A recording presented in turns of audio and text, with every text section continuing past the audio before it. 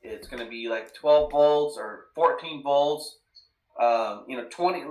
20 volts AC into 4 ohms is 100 watts. Just know that. So let's say it does 20 volts AC out of the factory amplifier. That's 100 watts. That's a lot of power for a factory amp. And and then you can write that down and go on to the next step.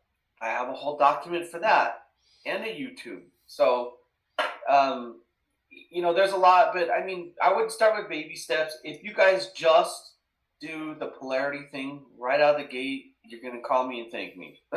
Yeah. So, Brian, I feel like that's something that on the Mustang I did. Like, it could have just been bad polarity as well. I sat there for 2 hours and said, man, this sounds like crap. But yeah. I don't have a way to test that. Brian, I heard you say the high level inputs out of the amplifier. Are you telling him to hook up amplifiers high level or low level?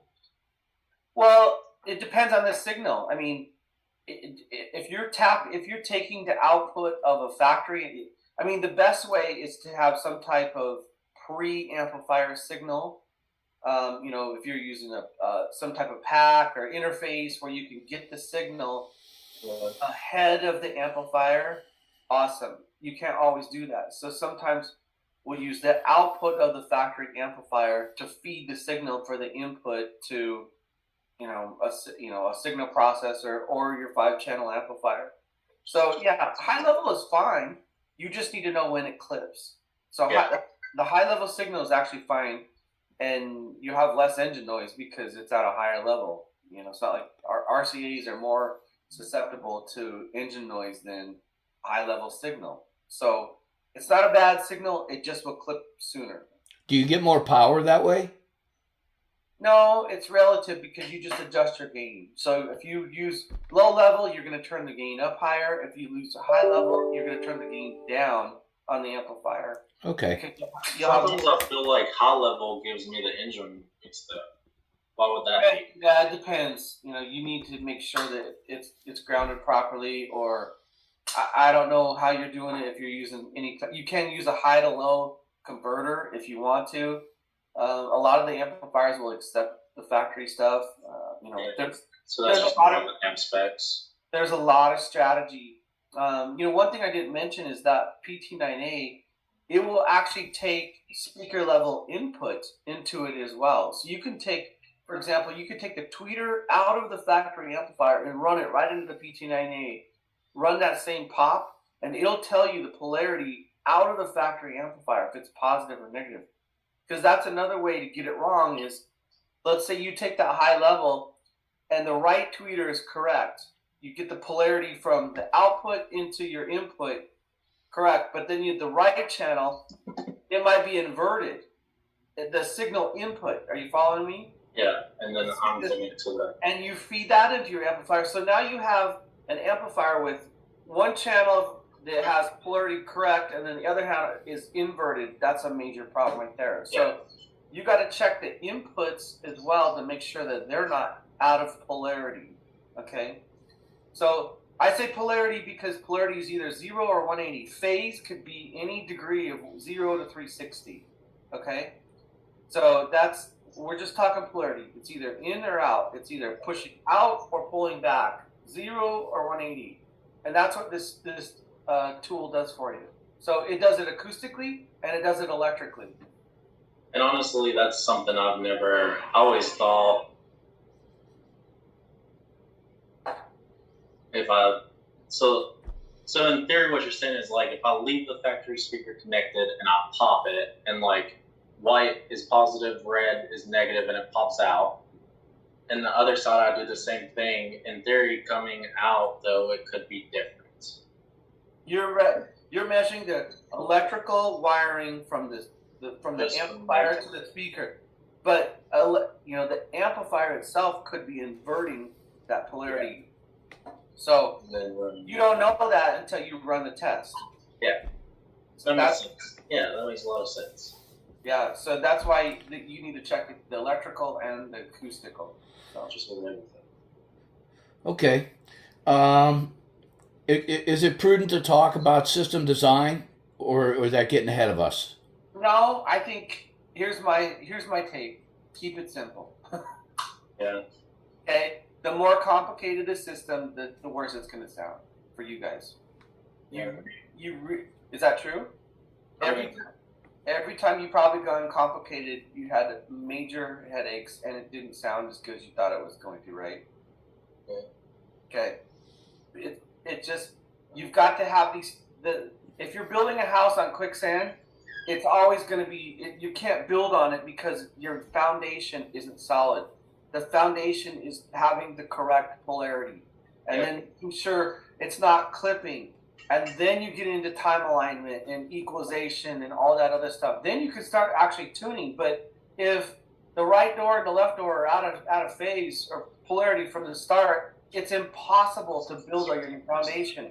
So then you start chasing ghosts, and that's the problem. Is you got to have a solid foundation. So my advice is to get really good at doing simple systems that sound awesome, and then you start slowly building the complexity up with you and your guys.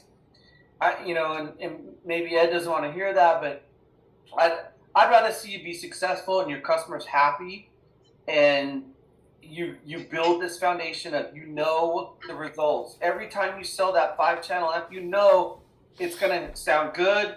I know what the results are. I feel confident selling it, and it's going to hammer every time. Yeah. And then when you start adding all this other stuff to it, it gets more complicated, and you don't get the results. And then sending a car out with, like you said, to your customer, and you were like, "Man, I know it could be better." Yeah. See, I'm the same way. I feel that same way. I would probably, once you get better, call that guy back and said, "Hey, we want to do a free tune for you." And it's like a tune checkup, speakers breaking. Just kind of play it off, but then come back and retune it. And if you can make it sound better, this guy will absolutely just love you. So,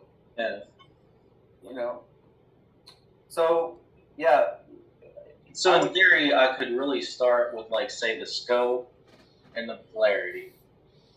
Yeah. I work on that for a couple of months, get really good with those. Yes. And then try to bring in, like, the RTA and all of that. Mm-hmm. 100%. But you're selling amplifiers with DSP in them, aren't you? Correct. So he's selling JL. He's selling JL VXI amplifiers, and we just made him a Hertz dealer. So he's going to be putting in DSP, and he can sell it. The only problem that he can't do is he can't system design this. Like, I sell it every day. Yeah, I sell it. But at the same time, if I could relax off that a little bit and get back to the basics, try to train my guy a little bit, get him better on at least doing the basics, then I could work on myself doing the RTA and all that. Yeah. You think that's a better plan, Brian? I do. I think you need to take baby steps, and you'll have more success. The VXI, that is complicated. There's a lot of stuff to consider, and you need to know all these things I just talked about. You really have to have a good understanding of all that stuff to make the amplifier line successback. Really good. So, instead of taking a tape measure to measure the inches from the speaker to where you might be sitting. I mean, just back it down. You can always go more complicated, but you'll have more success if you just get really good at these simple systems, and then you move on, and then you'll get better, and you'll have more knowledge. And Eddie's right. You should get as much training as you can. I think that a lot of the other guys are going to tell you the same thing. McNulty and the JL guys for sure. I know all of them. They're going to tell you, look, keep it simple.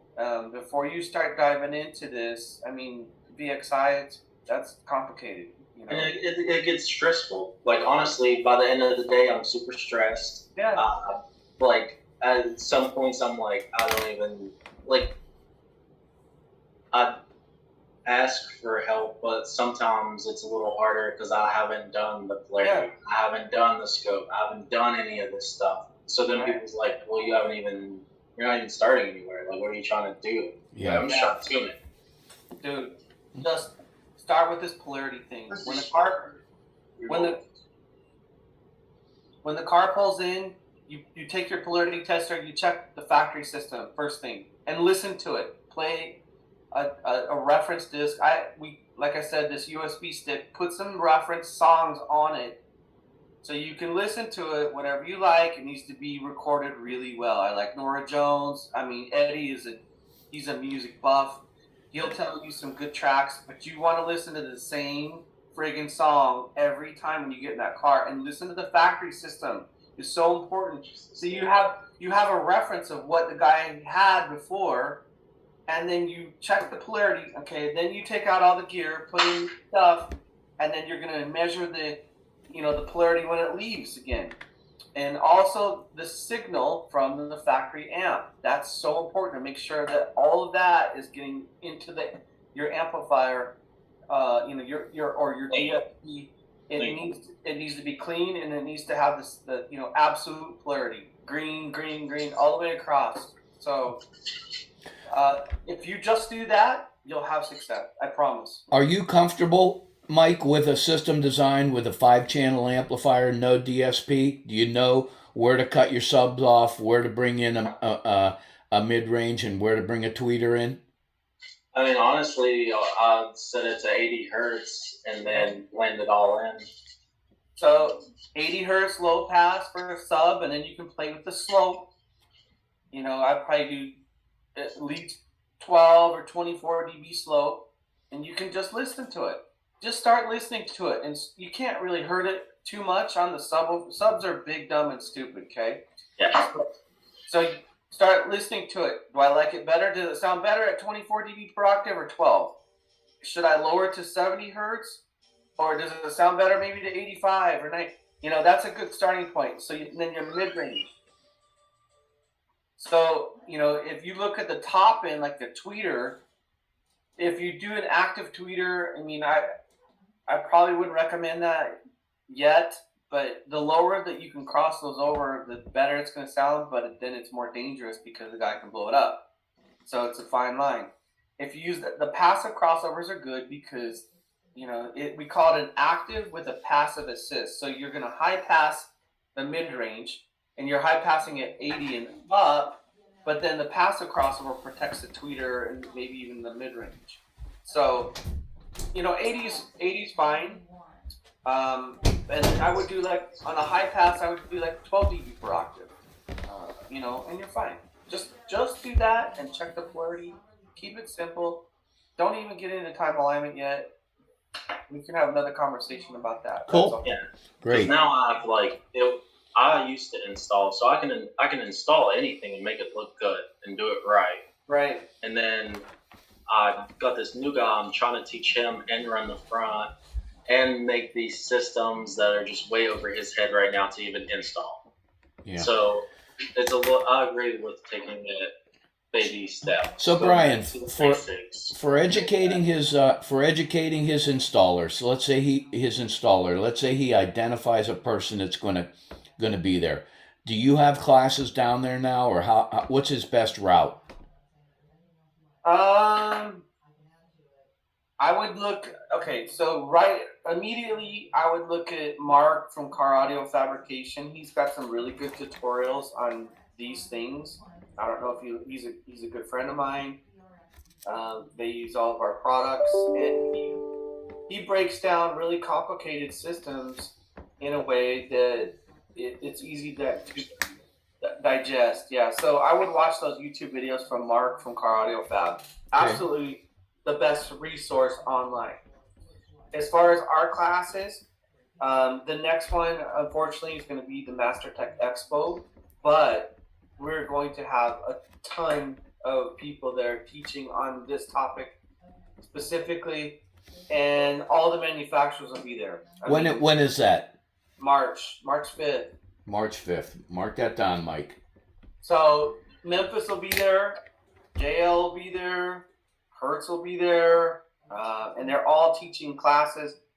And we're also teaching, some pretty high level classes in our tracks that you would love as well. That would kind of walk you through this. Because don't feel bad. You're not the only one. I would say 80% of our industry, they love arts and crafts, but maybe 10 to 15% can actually tune it and make it sound good. Yeah, so you're right. So that's where I'm at. Like, I'm I'm selling these nice systems with very expensive product, and then I'm like, man, there's like a lot more I should be doing than this. Like, I just know that. Okay. And like, I believe in what I sell. That's why I sell it.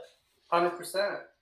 So I want to be 100% faith in what I do, and that's going to help me come across more knowledgeable or more confident in what. Whenever I hand you that $5,000 estimate, I'm confident handing you that, not saying it's going to be good.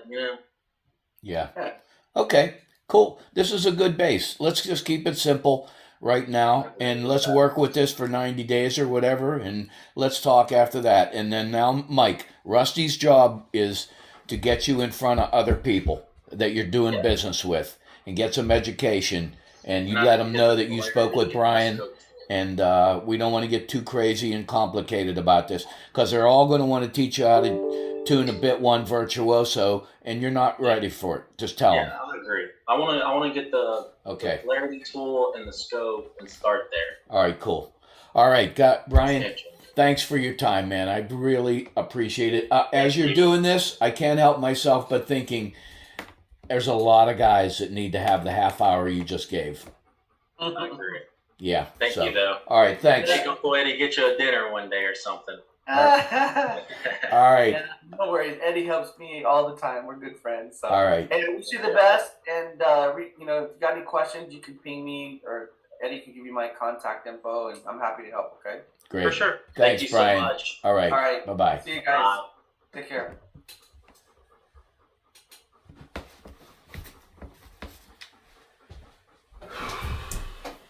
Okay. Jesus Christ, John. You're a pain in the ass.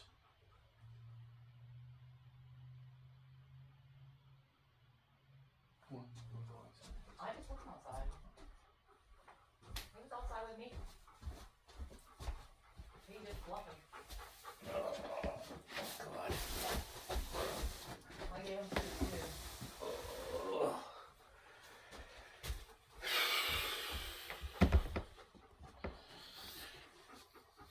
Charlie, please, man, just relax.